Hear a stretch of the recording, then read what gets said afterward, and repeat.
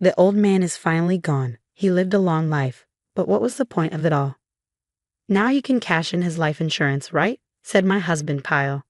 At least I'll finally get some compensation for marrying you. How much is it? Don't even think I'm wasting my time on some broke country funeral. His words weren't comforting. They were insults aimed at me and my dad. At the funeral, he made it worse. Here's my contribution to the cause, he sneered. Clink, clink. He tossed some coins from his pocket onto the table and laughed mockingly. I stared at him, searching for the kind man I once fell in love with, the one who gave me a silver coin and a little hope. But that man was long gone. How did it come to this? My vision blurred with tears of anger and sorrow. Then, out of nowhere, a man appeared. His presence marked the beginning of what would change everything. I was 35, working at a candy factory. Kyle and I had met years earlier when we worked at the same place. Back then, I was fresh out of college and struggling with my new job. I couldn't seem to get anything right. Everyone else seemed to know what they were doing, but I kept messing up. I thought it was just little mistakes at first, but it kept happening. Since we worked alone, no one helped me and I had no idea how to fix things. Every time I failed, my team had to pick up the slack. Their frustration felt like a heavy weight, and it was crushing me. One day, I couldn't take it anymore. I hid in the break room, crying. That's when Kyle walked in. "What's wrong?" "Want to talk about it?" he asked. Through my tears, I told him about my mistakes. "Thanks for listening," I said, embarrassed. "I messed up again today." Kyle was 2 years older than me and had been working there for a while. He listened patiently and even made me laugh a little. "Don't worry so much," he said with a smile. Then he pulled a coin out of his wallet. "This is a lucky silver coin from 1944. Keep it. Maybe it'll bring you some luck." I promised to hold on to it forever. I was touched by his kindness. After that, I couldn't stop thinking about him. With a little help from a coworker, we got closer, started dating, and eventually got married. I thought I'd found my happily ever after. But my dad, Henry, didn't think so. He was a quiet man who spent most of his life tending to the family farm. When I told him about Kyle, he didn't hide his feelings. "I think you're rushing into this," he said. "Kyle seems nice, but I don't trust him. You should wait and get to know him better." "Wait?" I snapped. "You don't even know him. Why now, of all times, do you want to act like a father? I'm an adult. I don't need your advice." I was so angry that I said things I shouldn't have. After that, my dad never brought it up again. Ignoring his warning, I married Kyle and left home. "It's fine," I told myself. "I have Kyle. I'm happy." But deep down, I knew it wasn't true. Not long after we got married, my ex-husband, Kyle, started showing his true colors. "Where's my dinner? Didn't I tell you to clean the house? I can't live in this kind of mess. It's embarrassing. I need this outfit for tomorrow. Iron it.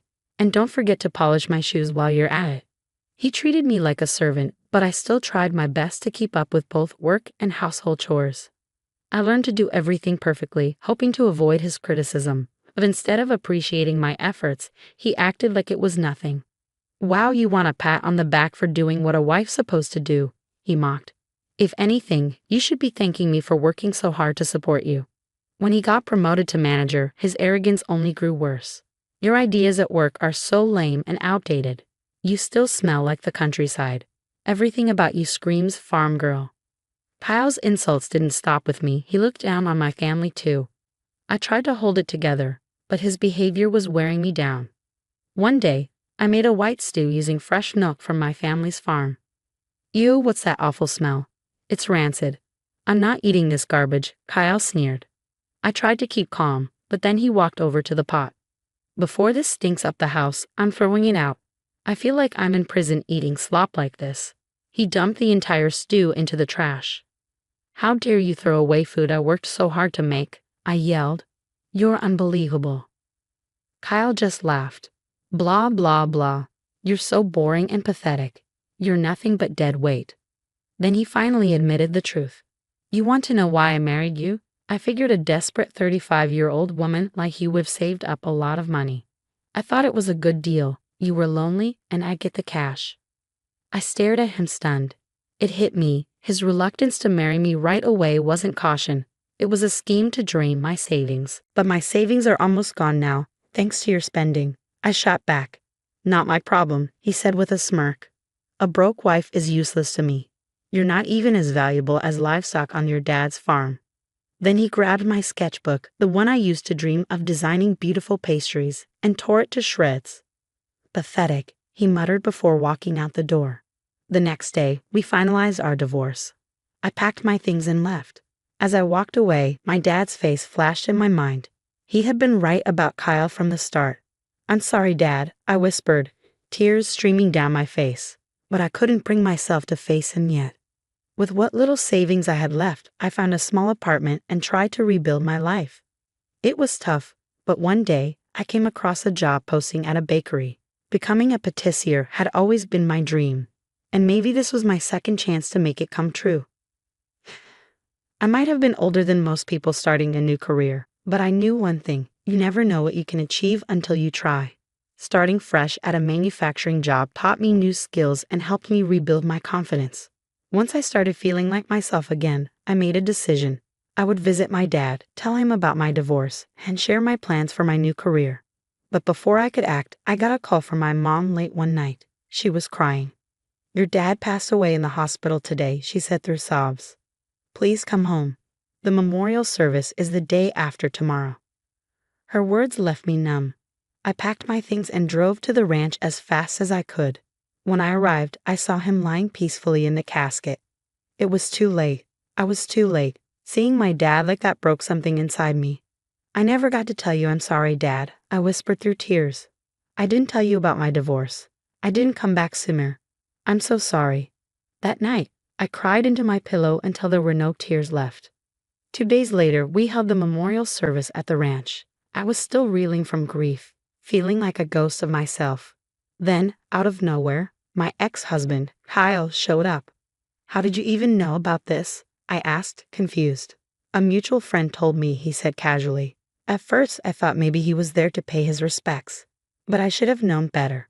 "So when are you getting your inheritance?" he asked, a smirk creeping onto his face. "You owe me for all the time I spent taking care of you.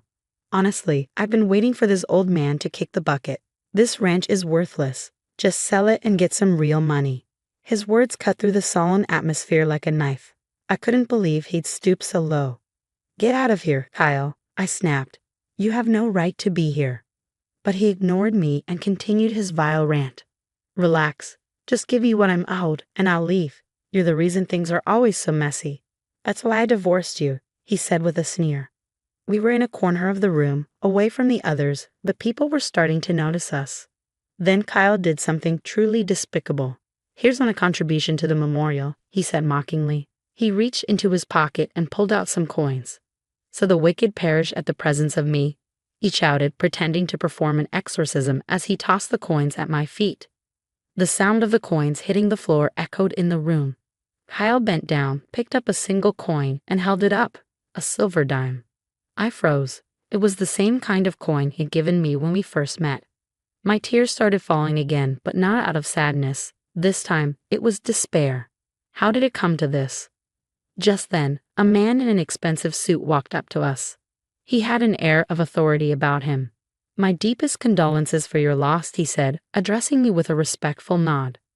Kyle's face lit up. He quickly pushed me aside and extended his hand with a wide grin. "Ah, Mr. Reed. What a surprise to see you here," Kyle said eagerly. "I was just giving my ex-wife some advice. You know how it is." Kyle started talking nonstop, trying to impress the man. But Mr. Reed wasn't interested in him. He glanced at me, then back at Kyle. "She's my ex-wife," Kyle said dismissively. "Crying won't fix her problems, but she doesn't get that. I was just setting her straight." Kyle laughed, thinking he looked important. But Mr. Reed's expression didn't change. "I've decided to cancel the contract with your company," Mr. Reed said calmly. "What?" Kyle's face went pale. "She's a key person in the project," Mr. Reed said, looking directly at Kyle. "I would never work with a company that publicly humiliates one of my best employees." "Wait, this boring woman is your best employee?" Kyle blurted out in disbelief. That must be a mistake. Ignoring Kyle's frantic reaction, Mr. Reed immediately called his boss and told him the contract had been canceled. As soon as he hung up, Kyle's phone rang. His voice was trembling as he begged for forgiveness on the other end. My dad's ranch wasn't huge, but it was known for producing some of the highest quality products in the industry. Even famous pastry chefs praised the taste. It was a pure coincidence that I ended up working where I do.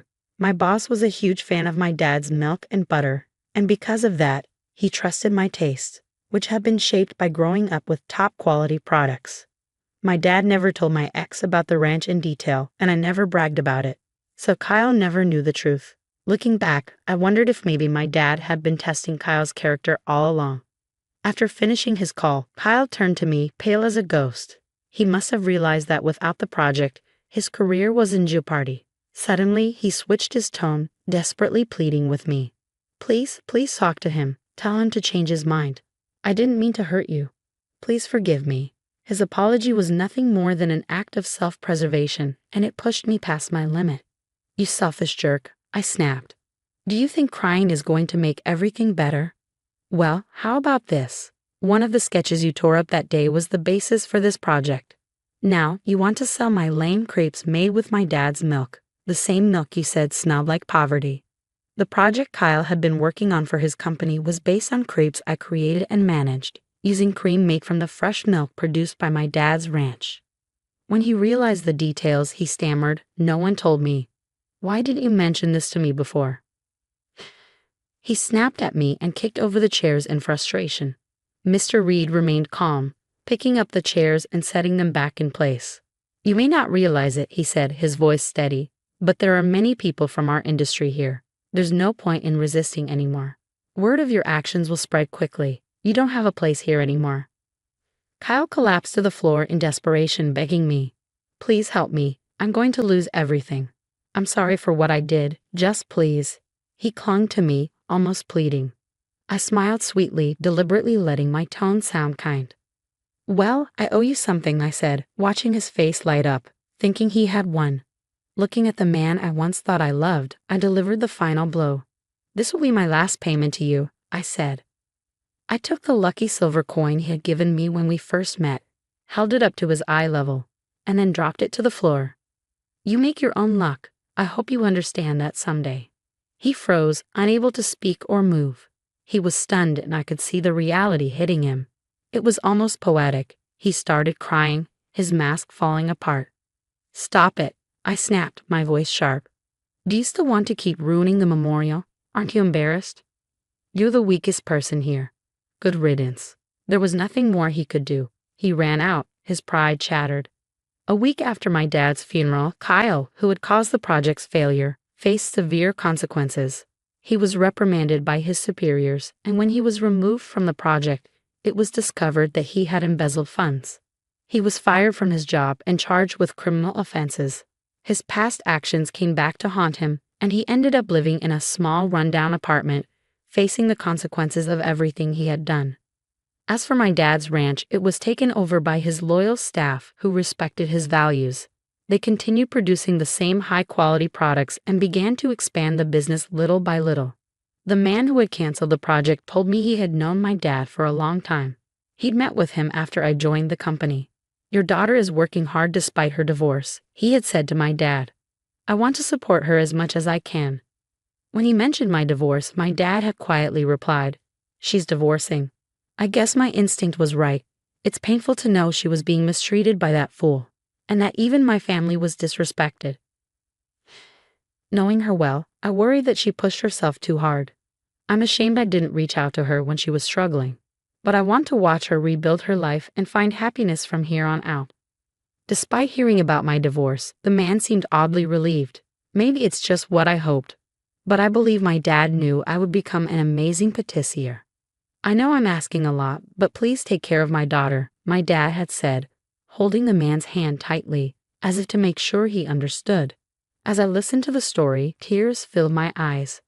I finally understood how much my dad believed in me, and it made me feel deeply grateful. For so long, I had hated myself for being so miserable, for crying in front of my ex. But now, I felt like I could finally move forward and build a life of my own.